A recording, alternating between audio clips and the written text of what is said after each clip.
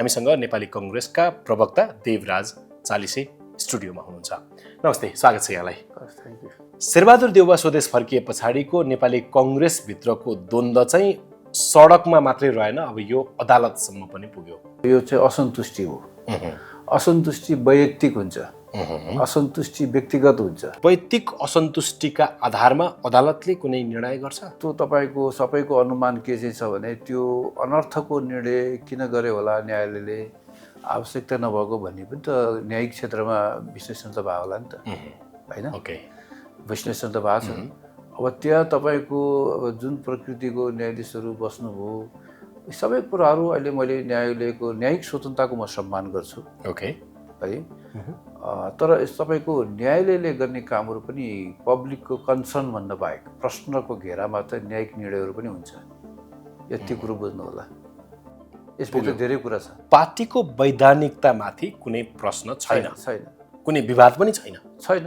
अब तपाईँहरूले चाहिँ जुन 15औं महाधिवेशन तोक्नु भएको छ असोजको 16 देखि 19 सम्मका लागि, यसलाई रोकिदिनु पर्यो भनेर पूर्व सभापति शेरबहादुर देउवा र पूर्व कार्यवाहक सभापति पूर्णबहादुर खड्का दुवैजना अदालत पुग्नु भएको छ। यो विषयलाई चाहिँ कसरी हेर्ने हो? यो असन्तुष्टि पनि होइन, यो विवाद पनि होइन, अब यो जानुभयो यो वैधानिकतामाथिको प्रश्न पनि होइन। अब यो वैधानिकताको प्रश्न पनि होइन, यो असन्तुष्टिकै श्रृङ्खलाको एउटा अर्को चरण हो। यो ओके, त्यो अग्रजहरूले त्यस्तो काम गर्नु हुँदैन थियो।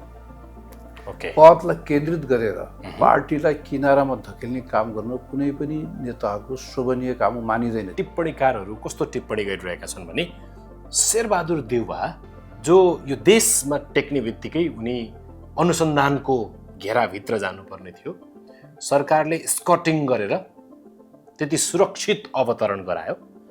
शेरबहादुर देउवा त्यसै फर्किएका होइनन्, उनले सडकदेखि सदन हुँदै अदालत पनि सबै मिलाइसकेका छन् भनेर टिप्पणी गरेको पनि सुनिन्छ।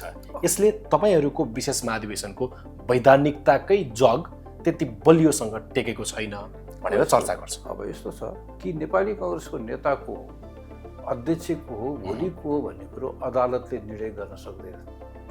यो शेरबहादुरजीले अधिवेशन गरे पनि, हामीले गरे पनि, जसले गरे पनि अधिवेशन फेस गर्नै पर्छ। अनि काङ्ग्रेसको नेता काङ्ग्रेसका कार्यकर्ताहरूले चयन गर्ने कुरो न्यायालयले होइन।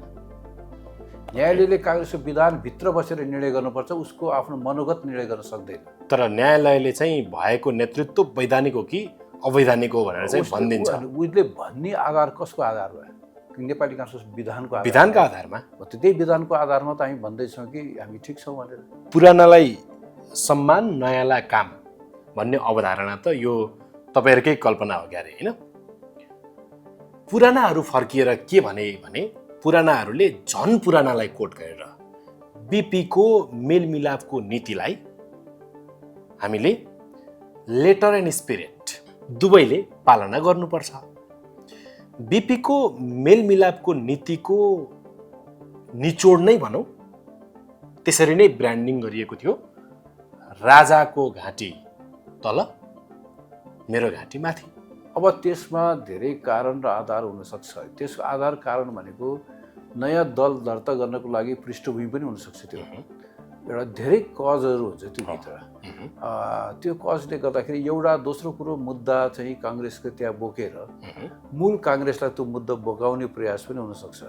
ओके, धेरै चिज हुन्छ, तर संविधानको संशोधन गर्न सक्ने हैसियतमा त काङ्ग्रेस त होइन नि त।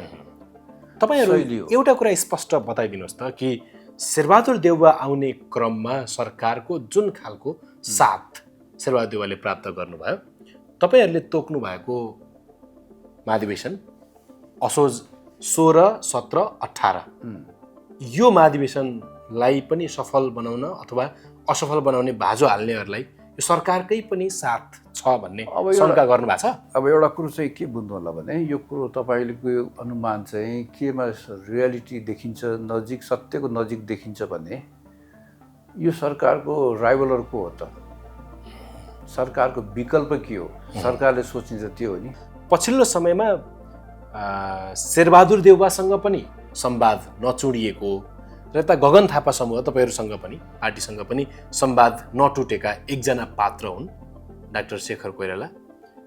उनको भूमिका अब कस्तो हुनुपर्छ तपाईँहरूको उनीप्रतिको अपेक्षा के छ? अब के छ भने तपाईँले बडा भित्री कुरो ल्याउनु भयो। डाक्टर शेखर कोइराला र हाम्रो बिचमा भएको वार्ताले लगभग हामी समाधानको नजिक पुगिसकेका थियौँ। ओके, यो अहिलेको समस्या पनि मलाई लाग्छ यो तिक्तता जुन इगो अहिले चरम बिन्दुमा देखिया छ नि, त्यो वास्तवमा त्यो होइन, त्यो होइन।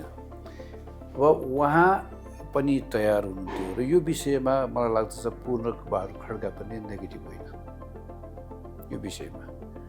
तर बाँकी चाहिँ नेताहरू कस्तो देखिनुभयो भने त्यहाँ नेताहरू सबै नेताहरू पार्टी मिल्नुपर्छ भन्ने सोच नराख्ने नेताहरू पनि हुनुहुन्छ। ओके, यो कुरो रियालिटी हो। ओके, शशाङ्क कोइराला पनि कतै भन्दै हुनुहुन्थ्यो, पत्रकारले प्रश्न गर्नुभयो, तपाईँहरू पनि पार्टीको सभापति गगन थापा हो भनेर स्वीकार्नुहुन्छ होइन, त्यसमा कुनै विवाद छैन भन्दा छैन भन्दै हुनुहुन्थ्यो। मैले कता सामाजिक सञ्जालमा देखेको थिएँ। भन्नुभएकै हो, त्यही चुनदेवीकै पार्टी कार्यालयमै उहाँले भन्नुभयो होइन, गगन थापै हो हाम्रो सभापति, अलिकति चाहिँ सिनियरहरूलाई त्यहाँ यसो रेस्पेक्ट गर्नु पऱ्यो, त्यो इन्क्लुज माने समावेश गर्नु पऱ्यो, उहाँको शब्दै त्यही हो नि त। तपाईँले सुरुमा भन्नुभएको एउटा त्यो मलाई त त्यो एकदमै फिलोसफी जस्तै नै लाग्यो कि पार्टीभित्र विद्रोह हुन्छ, अर्को असन्तुष्टि हुन्छ, त्यो असन्तुष्टि चाहिँ वैयक्तिक पनि हुन्छ भन्ने हिसाबले त्यो वैयक्तिक असन्तुष्टि चाहिँ नि यदि अदालतले चाहिँ शेरबहादुर देउवाकै नेतृत्वमा 15औं महाधिवेशन गर्ने भनेर भनिदियो भने पनि तपाईँहरूमा चाहिँ यो वैयक्तिक असन्तुष्टि हाबी भएर हामीलाई चाहिँ छैन। हामी अदालतमा मुद्दा लिएर झगडिया भएर हामी जाँदैनौँ, त्यो हाम्रो डिक्लेयर हो। हामी उहाँहरू जस्तो होइन, हामी पार्टीभित्रको विषयलाई लिएर कार्यकर्ताको बिचमा जान्छौँ, अदालतमा हामी जाँदैनौँ। यो परिस्थितिमा पार्टीको प्रवक्ताका हैसियतले पार्टीको आधिकारिक धारणा सामान्य काङ्ग्रेसका कार्यकर्ताले बुझ्ने गरी 2 लाइनमा भनिदिनुहोस् अनि अन्तर्वार्ता सकौँ। अब यो पार्टीको अफिसियल्ली हामीले अधिवेशन तोकिसकेका छौँ, अधिवेशनको तयारी गर्नुहोस्, डिक्लेयर छ, हामी त्यो काममा छौँ। असोजको 16, 17, 18, 15औं महाधिवेशन हुँदैछ, डेफिनेटली हुन्छ, तयारी गर्नुहोस्, बस यही हो, कुनै शङ्कै छैन। फाइनल स्टेटमेन्ट भएन भने तपाईँ भएन भनेको अर्थ हाइपोथेसिस कुरा भयो, काल्पनिक कुरो भएन। तपाईँलाई अहिले जवाब दिइसकेँ, भएन भन्ने होइन कि हुन त पर्यो त, अहिले नभए 6 महिना त होला। नेपालको संविधानमै 6 महिना थप्ने त हो म्याक्सिमम भनेको। 6-2 जब 2 महिना पछि हुँदै थियो भने 6 महिना थप्ने होइन, 6-2 8 महिना पछि त अधिवेशन हुन्छ नि। हामी झगडिया जस्तो झोला बोकेर वकिलको निवेदन लेखेर अदालतमा हामी जाँदैनौँ। अर्को अधिवेशनमा यो सबै हिसाब किताब, यो अहिले काङ्ग्रेसले पाएको पीडा, जुन बेइज्जती, जुन दुःख, यसको हिसाब किताब अधिवेशनले गर्छ, हिसाब किताब 15औं महाधिवेशनले। बस। हस्, समय सम्वादका निम्ति यहाँलाई धेरै धेरै धन्यवाद छ। Thank you very much. Thank you.